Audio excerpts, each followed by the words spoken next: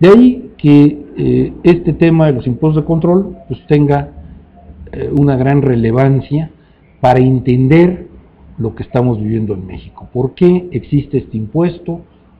¿Por qué se introdujo? ¿Por qué se mantiene en vigor?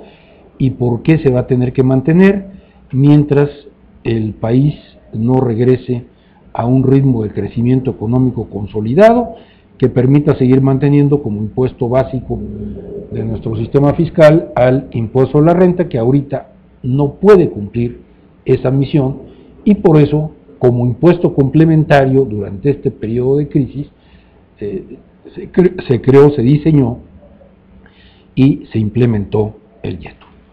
Muy bien, doctor, pues nos ha expuesto de manera magistral este tema de las razones de este impuesto control sobre el YETU. A mí me gustaría ya en los últimos minutos de este programa si nos puede platicar un poquito qué consejo daría justamente a los diversos actores de la política económica, al gobierno, a los empresarios, a futuro, para conservar al YETU como lo que ha sido la esencia de este impuesto control y no desvirtuarlo a futuro. Con mucho gusto. A mí me preocupa lo que pueda pasar con el YETU en este año. Desafortunadamente, como lo mencioné hace un momento, estamos en un año de elecciones, de campañas políticas, y ya se han hecho algunos pronunciamientos de parte de algunos candidatos,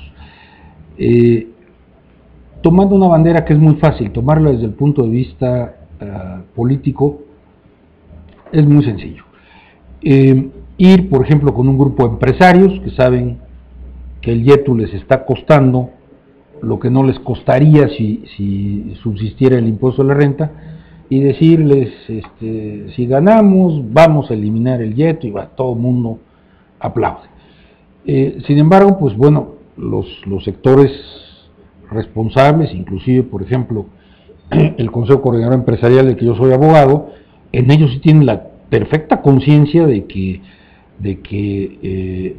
el YETU no se puede eliminar mientras no se supere la crisis económica, porque entonces nos vamos a encontrar con un escenario donde simple y sencillamente no va a haber recursos para atender los servicios públicos.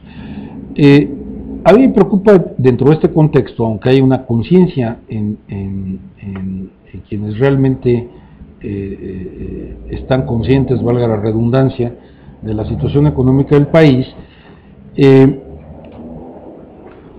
a mí, repito, me preocupa que por razones políticas el YETU se pudiera eliminar y se regresara a un régimen muy complicado y muy poco propicio para las circunstancias económicas que están viviendo en la actualidad, del impuesto a la renta.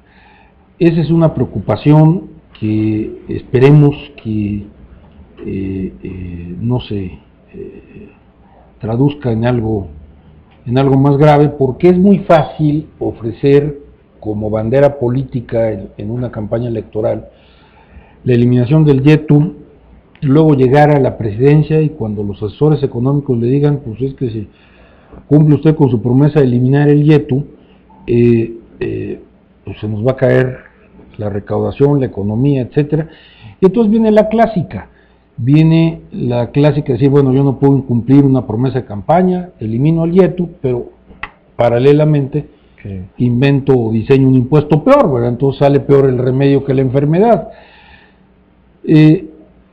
Yo pienso que si nos atenemos a las leyes de la economía, que repito son distintas de las leyes de la política y sobre todo de la política electoral, el YETU debe mantenerse en vigor como un impuesto de control mientras no se tenga una etapa de crecimiento sólido, es decir, mientras no se pase esta etapa de recesión y de crisis y se pase una etapa de crecimiento. Ahora bien, poniéndonos en el escenario de que ya llegamos a una etapa de crecimiento económico, ¿qué hacer con el YETU?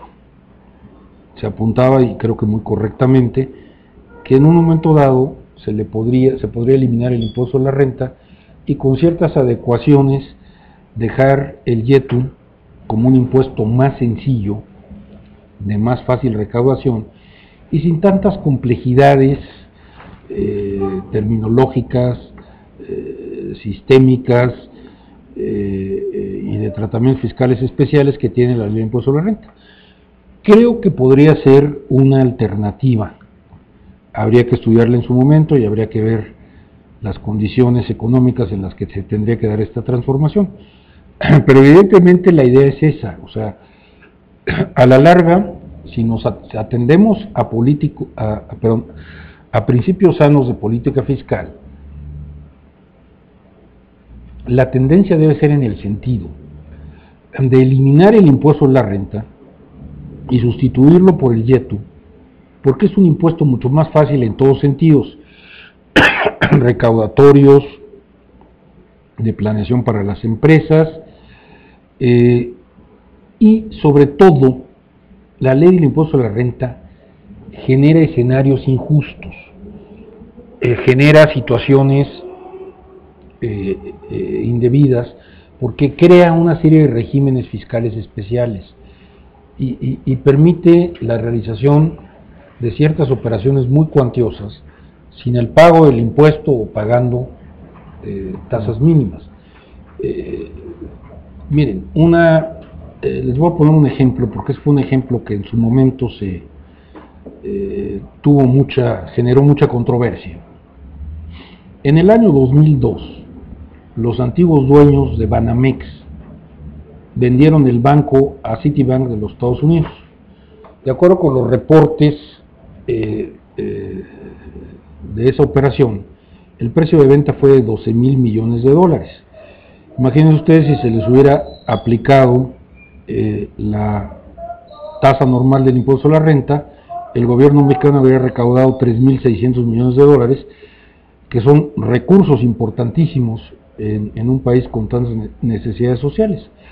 Sin embargo, valiéndose del régimen que establece la misma ley del impuesto a la renta, que señala que las transacciones, las ventas de acciones que se lleven a cabo a través de la bolsa de valores no causan impuestos, pues simple y sencillamente la operación se hizo a través de la bolsa de valores y no se pagó un centavo de impuestos.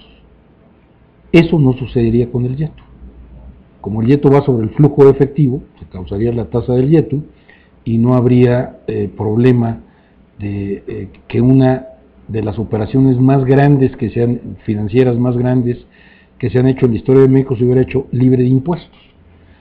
Esas son las ventajas que ofrece el YETU y por eso su proyección hacia el futuro, repito, no dentro de principios electorales, sino de principios sanos de economía política, de política fiscal, debería ser su futuro no hacia la desaparición, sino a su consolidación como impuesto único en sustitución, impuesto único en las materias que toca, en sustitución del impuesto sobre la renta, porque ofrece muchos mayores beneficios, muchas mayores ventajas que el impuesto sobre la renta en todos sentidos.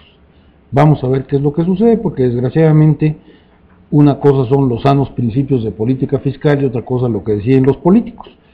Pero en mi opinión creo que ese sería un escenario mucho más beneficioso para el futuro fiscal del país a corto plazo que regresar a ese régimen tan complejo y tan lleno de inequidades como es el que contempla la ley de impuestos a la renta. Ojalá, doctor, que los diferentes actores de la economía mexicana escuchen estas palabras que usted nos comparte en aras, como lo reiterado a lo largo de esta charla, de fortalecer el crecimiento de nuestra nación. Ojalá sea así, doctor.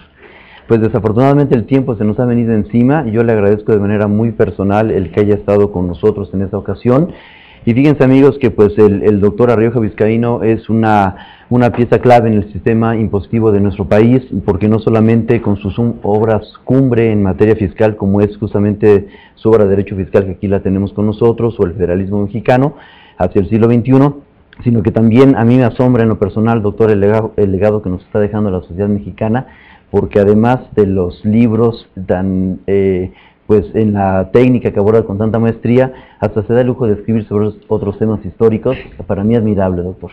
Bueno, es algo que hago vamos a llamarlo de hobby, ¿no? Es algo que se hace por afición y bueno. Qué bueno, y se ve que lo disfruta, ¿no? Exactamente, es lo importante, ¿no? Cuando se hace una cosa así de hobby, ya no por requerimientos profesionales, sino por gusto, pues bueno.